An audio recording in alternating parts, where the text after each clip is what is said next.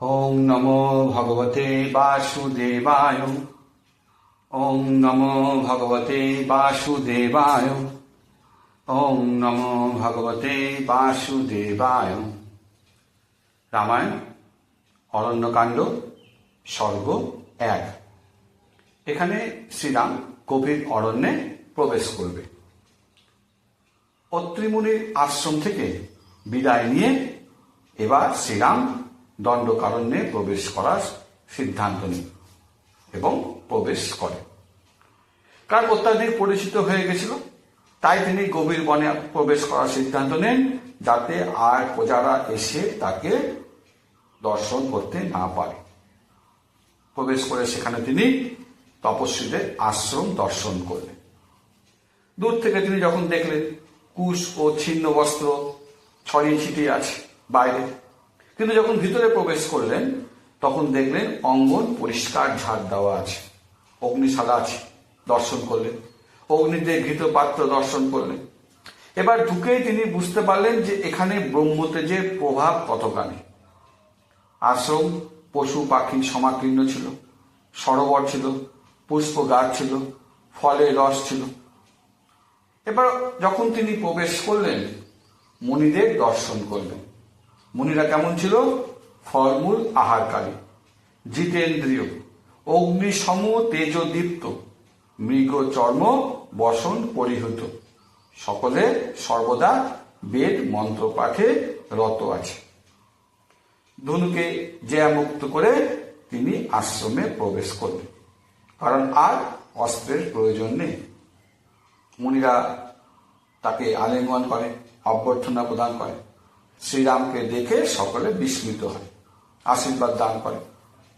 তা আশ্রমে প্রবেশ করা মাত্রই সকলে আসন প্রদান করে, বিধিপূর্বক সৎকাজ করে, পূজা করে, জল দান দেয়, ফলমূল দান দেয় এবং রাজা বলে তাকে সম্বোধন করে। বলছে যে আপনি হলেন আমাদের রক্ষক, আপনার রাজত্বে বাস করি, আপনি হলেন আমাদের পালক, আপনি হলেন ইন্দ্রের প্রতিনিধি, তাই আমাদের থেকে সম্মান আপনার প্রাপ্য। এখানেই থাকুন, তারা প্রার্থনা করে, আমাদের রক্ষা করেন। আমরা ক্রোধ ও ইন্দ্রিয়কে জয় করার উদ্দেশ্যে দণ্ডবিধান ত্যাগ করেছি। আমরা তপস্বী, গর্ভের সন্তানের মতো আপনি আমাদের রক্ষা করুন। রামায়ণ অরণ্যকাণ্ড সর্গ 2। রাম লক্ষ্মণ ও সীতার প্রতি বিরাধের আক্রমণ হয়। তো রাত্রে আতিথ্য গ্রহণ করে। প্রভাতে রাম লক্ষ্মণ এবং সীতা দেবী গভীর অরণ্যে প্রবেশ করে। সেখানে প্রবেশ করলেও ভাল্লুক, ব্যাঘ্র, বৃক্ষ, পাখি সব আছে, কিন্তু জলাশয় নেই। এবার নরভক্ষক এক রাক্ষসকে দেখতে পেলেন। বিকট রূপ, বিকৃত অঙ্গ, হিংস্র, দীর্ঘদেহী, কুৎসিত, সকল প্রাণীর ত্রাস সঞ্চারক। রামকে দেখে দ্রুত তার দিকে ধাবিত হয়, মানে একেবারে খাওয়ার জন্য। যখন ধাবিত হচ্ছিল তখন সে কি করছিল? 3টা সিংহ, 2টা বাঘ, 2টো নেকড়ে, 10টা হরিণ ও একটি হাতির মাথাকে ধরে খাচ্ছিল। প্রথমে কি করে? সীতাকে ছিনি নেয় শ্রীরামের কাছ থেকে, কোলে বসায়। তারপর প্রশ্ন করে, তোমরা কে? জটা ও ধনুকধারী, অথচ স্ত্রী সঙ্গে আছে। তোমরা কি মুনি সমাজের দূষণকারী, অধর্মচারী, পাপী? তোমাদের আয়ু ক্ষীণ হয়ে এসেছে, তাই তোমরা এখানে এসেছ। এবার নিজেরও পরিচয় দিচ্ছে, আমি বিরোধ। কি কাজ করি? ঋষিদের মাংস খাই। এখন আমি নারী সীতাকে স্ত্রী করব, তোমাদের রক্ত পান করব। আর এই সব কথা শুনে সীতা অত্যন্ত ভীত ও কম্পিত হয়ে পড়ে। এবার লক্ষ্মণকে শ্রীরাম বলছে, মুখ শুষ্ক করে বলছে, সীতাকে কোলে বসিয়েছে। আজকে কইকেয়ীর বাসনা পূর্ণ হলো।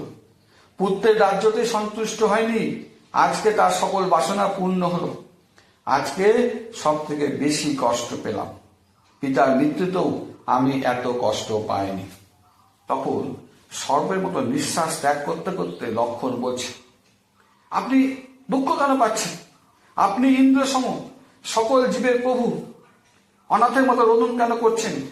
এই বিরাটকে বধ করতে হবে, এর রক্ত পৃথিবী পান করবে, প্রাণ কেড়ে নিব, ঘুরপাক খেতে খেতে মাটিতে পড়বে। বনবাসের সব রাগ এখন বিরোধের উপর পড়বে। ভরতকে আগে ক্ষমা করে দিয়েছিলাম, এখন একে করব না। ভরতের কথাতেই আমাদেরকে বনে পাঠানো হয়েছে। আজকে ওই ভরতের সব রাগ এই বিরাটের উপর নিক্ষেপ করব। রামায়ণ অরণ্যকাণ্ড সর্গ 3। এখানে বিরাটের সঙ্গে বাক্যালাপ, অস্ত্রঘাত এই সমস্ত ঘটনা হবে। পুনরায় বিরাটের উচ্চস্বরে প্রশ্ন, চিৎকার করে, তোমরা দুজনে কে? কোথায় যাবে? পরিচয় প্রদান করো। তখন শ্রীরাম তার পরিচয় প্রদান করছে, আমরা ইক্ষ্বাকু বংশজ, সদাচারী, রাম লক্ষ্মণ ক্ষত্রিয় আমরা। শ্রীরাম তখন রাক্ষসের পরিচয় জিজ্ঞাসা করে। তখন রাক্ষস বলে যে আমি জব রাক্ষসের পুত্র, মা শতহৃদা, নাম বিরাট, ব্রহ্মার বর প্রাপ্ত হয়েছি, অস্ত্রে আমি অবদ্ধ, সুন্দরে চলে যাও, তোমাদের হত্যা করতে চায় না। তখন শ্রীরাম হুঙ্কার দিচ্ছে, প্রথমে ধিক্কার জানাচ্ছে, চেতনা সম্পূর্ণ, ক্ষুদ্র বুদ্ধি। তারপর 7টি তীরে আঘাত করে, রক্তাক্ত করে দেয়। তো তখন সে কি করে? রাক্ষস সীতাকে নামিয়ে দেয়। তো রাম লক্ষ্মণের দিকে তখন সে ধাবিত হয় যমের মতো, শুল দিয়ে রামকে আঘাতের চেষ্টা করে। তো শ্রীরাম কি করেন? 2টি বাণ দিয়ে শুলকে ধ্বংস করে দেয়। তবে ব্রহ্মার পরে বিরাটের কিছু হয়নি। রাম লক্ষ্মণ তখন খড়গ দিয়ে আঘাত করে। তখন এই বিরাট কি করে? 2 বাহুতে 2 ভাইকে তুলে নিয়ে দ্রুত গমন করতে থাকে। তো রাম লক্ষ্মণকে বলছে যে ওকে যেতে দাও, ও আমাদের বন গমনের পথটাই দেখাচ্ছে। তো পরে কি করে? এই 2 ভাইকে আস্তে করে গায়ের জোরে কাঁধে তুলে নেয় বালকের মতো, এবং গর্জন করতে করতে বনে প্রবেশ করে। কেমন বন? না, বিরাট বিরাট বৃক্ষ, মেঘের মতো কৃষ্ণ বর্ণ, নানা পাখি, হিংস্র পশু সম্বন্ধিত বনে। রামায়ণ অরণ্যকাণ্ড সর্গ 4। অন্যদিকে সীতাদেবী ক্রন্দন করতে থাকে উচ্চস্বরে, 2 হাত তুলে, বলছে সত্যরক্ষক, সুন্দর স্বভাব রাম পবিত্র, তাকে অপহরণ করে নিয়ে যাচ্ছে, দয়া করে রাম লক্ষ্মণকে ছেড়ে দাও, আমাকে বন্য পশুরা খেয়ে ফেলবে। তো সীতাদেবীর ক্রন্দন শুনে রাম লক্ষ্মণ দ্রুত বিরাট বধের সিদ্ধান্ত নেয়। লক্ষ্মণ কি করে? প্রথমে বাম বাহু ভেঙে দেয়, শ্রীরাম দক্ষিণ বাহু ভেঙে দেয়। তখন রাম বিরাট মাটিতে লুটিয়ে পড়ে। রাম লক্ষ্মণ তাকে ঘুষি মারে, পদাঘাত করে, খড়গ দিয়ে আঘাত করে, তবুও সে মরে। তখন শ্রীরাম লক্ষ্মণকে ভূমিক্ষরণ করার পরামর্শ দেয়, আর শ্রীরাম পা দিয়ে বক্ষদেশ চেপে ধরেছিল। তো বিরাট তখন বক্তব্য বলছে, আমি আপনার হাতেই মরব, আপনি হলেন ইন্দ্রতুল্য, এবারে আপনাদের আমি চিনতে পেরেছি, আপনার হলেন রাম লক্ষ্মণ সীতা, আগে চিনতে পারিনি। আমি কুবেরের দ্বারা অভিশপ্ত এক গর্ধব, তুম্বরু নামক গন্ধর্ব, ব্রহ্মার প্রতি আসক্ত হয়েছিলাম, যথাসময় পৌঁছাতে পারেনি, তাই কুবের আমাকে অভিশাপ দিয়েছে। আপনার হাতে মৃত্যু হলে স্বর্গে যাব, একথা আগেই বলা হয়েছিল, কুবেরই বলেছে। তো এবারে সাপ মুক্ত হয়ে আমি স্বদেশে ফিরে যাব, আপনি সর্বঙ্গ ঋষির কাছে যান, ও আপনাকে পরামর্শ দিবে। এবার সে নিজেই বলছে যে আমাকে গর্তে সমাধি দেন, এটাই রাক্ষসদের পরম্পরা, আমি দেহ ত্যাগ করে স্বর্গে গমন করব। এরপর লক্ষ্মণকে নির্দেশ দেয়, ও গর্ত খনন করে বিরাট হাতির সমপরিমাণ রাক্ষসকে গর্তে নিক্ষেপ করে। এই সময় বিরাট কিন্তু গর্জন করতে থাকে। তারপর কি করে? তাকে মাটিতে পুঁতে পাথর দিয়ে গর্তের মুখ বন্ধ করে দেওয়া হয়। শ্রীরাম কুশলতার সাহায্যে তাকে বধ করে। তো এই যে গতি বিরাট নিজেই চায়, তাই সে পরিচয় প্রদানের সময় তার মৃত্যুর পন্থাও দিয়ে দিয়েছে। রাক্ষস পদ্ধতিতে তাকে সমাধি দেওয়া হয়। এরপর শ্রীরাম সীতাকে নিয়ে গভীর বনে প্রবেশ করে এবং দুজনে বিহার করতে থাকেন। রামায়ণ অরণ্যকাণ্ড স্বর্গ 7। এবার শরভঙ্গ মুনির আশ্রমের কাহিনী আছে। তো বিরাটকে বধ করে শ্রীরাম সেটাকে সান্ত্বনা প্রদান করে, আলিঙ্গন দেয়। প্রথমে আলিঙ্গন প্রদান করে। তারপর বলছে বন সম্পর্কে আমরা অনভিজ্ঞ, আমরা শরভঙ্গ মুনির আশ্রমে যাবার ইচ্ছা করছি, পরবর্তী পদক্ষেপ সেখানে গিয়ে আমরা স্থির করব। এরপর তিনজনে গমন করে। মুনির আশ্রমে পৌঁছে তারা এক অলৌকিক দৃশ্য দর্শন করে। অনেক মহাত্মা আসছে, দিব্য রথে দেবরাজ ইন্দ্র এসছে। রথ মাটিতে স্পর্শ করছে না, মাথার উপর চন্দ্র বলয়ের সদৃশ্য ছত্র আছে। সুন্দরী কন্যারা চামর ও ব্যঞ্জন দোলাচ্ছে। সবাই সেখানে মুনিকে প্রণাম ও বন্দনা করছে। মুনি ইন্দ্রের সাথে কিছু বার্তালাপ করছে এবং সিদ্ধগণ উভয়ের স্তুতি করছে। শ্রীরাম তখন লক্ষ্মণকে বলে, 100 যজ্ঞ করলে, অশ্বমেধ যজ্ঞ করলে ইন্দ্রের পদ প্রাপ্ত হওয়া যায়। ইনি হলেন দেবরাজ ইন্দ্র। সূর্যের মতো জল জল তার রথ দেখাচ্ছে, অশ্বগুলি আকাশে চলতে পারে, শত শত যুব রক্ষক তার সাথে আছে। তখন আরো বিশদ জানার জন্য শ্রীরাম একাই প্রবেশ করলেন, হাঁটতে হাঁটতে। সীতা ও লক্ষ্মণকে বাইরে দাঁড়িয়ে থাকতে বলে। শ্রীরামকে আসতে দেখে ইন্দ্র চলে যায় মুনির কাছে বিদায় নিয়ে, কারণ রাবণ বধের ক্ষেত্রে কোনো ব্যাঘাত হতে পারে। দিব্যরথে তিনি স্বর্গে গমন করেন। তিনি চিন্তা করেন যে রাবণ বধের পর দেখা করব। তো শ্রীরামকে আসতে দেখে ইন্দ্র চলে যায়। এরপর শ্রীরাম শরভঙ্গ ঋষির চরণে প্রণাম নিবেদন করে। ইন্দ্রের সম্বন্ধে তাদের মধ্যে আলোচনা হয়। তো শরভঙ্গ ঋষি তখন বলছেন যে ইন্দ্র আমাকে ব্রহ্মলোকে নিয়ে যেতে চায়। ইন্দ্রের সংযম করার মাধ্যমে যাওয়া যায়।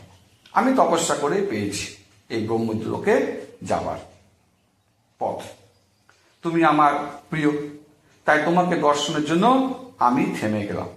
তোমার দর্শন ব্রহ্মলোকে যাবার থেকেও বেশি প্রিয় আমার কাছে। আমার তপস্যার ফল এখন আপনি গ্রহণ করেন, আমার প্রাপ্ত লোকসমূহ আপনি গ্রহণ করেন। তখন শ্রীরাম তখন বলছেন, আমি নিজ ক্ষমতায় সমস্ত লোক সংগ্রহ করব, কিন্তু এখন আপনি আমাকে একটি নির্দিষ্ট বাসস্থান প্রদান করেন, এই অরণ্যে। তখন শরভঙ্গ ঋষি বলেন, সুতীক্ষ্ণ মুনির কাছে যাও, উনি ব্যবস্থা করে দেবে। উনি মহা তেজস্বী, সংযমী, ধার্মিক। মন্দাকিনীর বিপরীত স্রোত অনুসরণ করবে, তার দিকে পৌঁছাবে, উত্তর দিকে যেতে হবে। আমি এখন শরীর ত্যাগ করব। ঋষি তখন কি করলেন? বিবিধ অগ্নি স্থাপন করলেন। তারপর অগ্নিতে প্রবেশ করলেন, শরীর দগ্ধ হলো, দিব্যরূপ ধারণ করলেন, কুমার রূপ, এবং ব্রহ্মলোকে গমন করলেন। এরপর সেখানে ব্রহ্মাজি তাকে আমন্ত্রণ জানায়। রামায়ণ অরণ্যকাণ্ড সর্গ 6। শরভঙ্গ মুনি ব্রহ্মলোকে গমন করলে সমস্ত তপস্বীরা শ্রীরামের কাছে এসে প্রার্থনা করে এবং তার প্রশংসা করে। কোন ঋষিরা? যারা কেবল জল পান করে জীবন ধারণ করতেন, কেউ কেউ আবার বায়ু ভক্ষণকারী জীবন ধারণ করতেন, কেউ কেউ ছিল পর্বতবাসী, ইন্দ্র দমনকারী, জপশীল, অর্থাৎ সারাদিন ভগবানের দিব্য নাম জপ করতেন, কেউ কেউ ছিল তপনিষ্ঠ। তো তারা এসে বলছে, আপনি ইন্দ্র সম, আমাদের প্রাণ ও আশ্রয়। আপনি ধর্মের আধার, সত্যবাদী। আপনি রাজা, তাই রক্ষক। আপনি প্রজাদের 6 ভাগের 1 ভাগ গ্রহণ করেন, তাই আপনার দায়িত্ব। আমাদের রক্ষায় আপনার কীর্তি, সম্মান এবং ভূষণ। আমাদের রক্ষার দায়িত্ব তাই আপনার। আমাদের তপস্যার আপনি 1/4 পান। এছাড়া আপনি সমদর্শী, অন্তর্যামী। এবার তারা বলছে, আমরা অনাথের মতো নিহত হচ্ছি। তপস্বীদের সব দেহ দর্শন করুন, এদিক ওদিক ছড়িয়ে ছিটিয়ে আছে। আমরা সর্বদা পীড়িত, রাক্ষসদের উপদ্রব সহ্য করতে পারছি না। রাক্ষসেরা আমাদের হত্যা করছে বা প্রচেষ্টা করছে।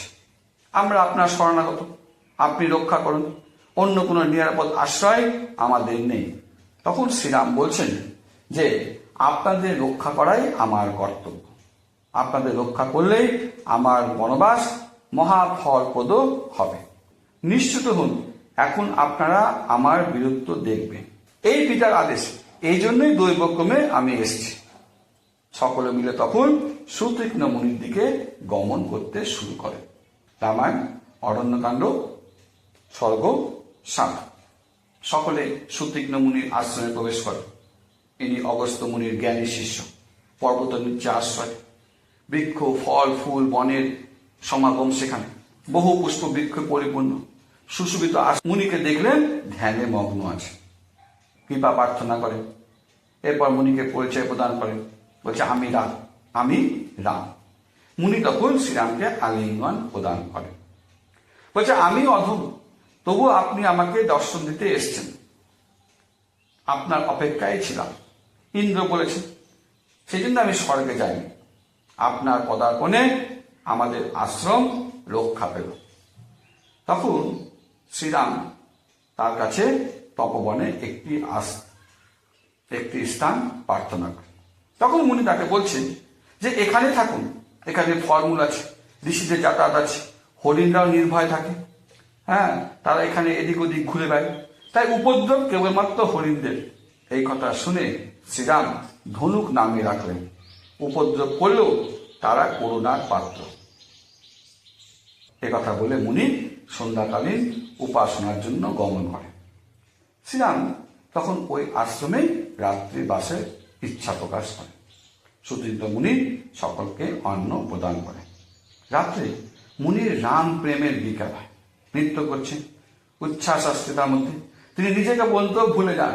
তখন তার মুনির প্রেম দেখে ভগবান তখন অত্যন্ত আনন্দ অনুভব করে এবং কৃপা করে মুনিকে চতুর্ভুজ রূপ দর্শন দান করেন, সীতা ও লক্ষ্মণ সমেত।